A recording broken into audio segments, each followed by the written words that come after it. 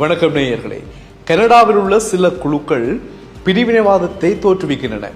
பழைய சித்தாந்த கதைகளை எல்லாம் சொல்லி தேசிய ஒற்றுமையை குலைக்க பார்க்கின்றன. எனவே தயவு செய்து கனடாவில் இவ்வாறான வேலைகளில் ஈடுபட வேண்டாம் என்று அந்த குழுக்களிடம் நீங்கள் சொல்லுங்கள். இவ்வாறு கனடிய உயர்ஸ்தானிகரிடம் இலங்கை வெளியுறவு அமைச்சர் விஜித ஹேரத் ஒரு கண்டிப்பான உத்தரவை பிறப்பித்திருக்கின்றார்.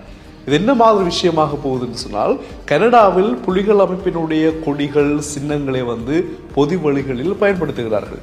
அவ்வாறு பொது வழிகளில் பயன்படுத்தப்படுகின்ற பொழுது அவ்வாறான குழுக்கள் அவ்வாறு பயன்படுத்தி மேற்கொள்கின்ற கோஷங்கள் நடவடிக்கைகள் காரணமாக இலங்கையின் தேசிய ஒற்றுமைக்கு ஒரு பாதிப்பு ஏற்படும்.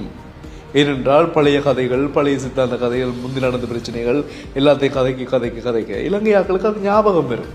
வேறு நாட்டுக்காரருக்கும் அது ஞாபகம் வரும். இந்த நாட்டில் இருக்க தமிழனுக்கும் அது ஞாபகம் வரும். அதை கதைக்க இன்னும் முருகல் ஏற்படுமே தவிர ஒரு நல்லிணக்கம் ஏற்படுவதற்கான வாய்ப்புகள்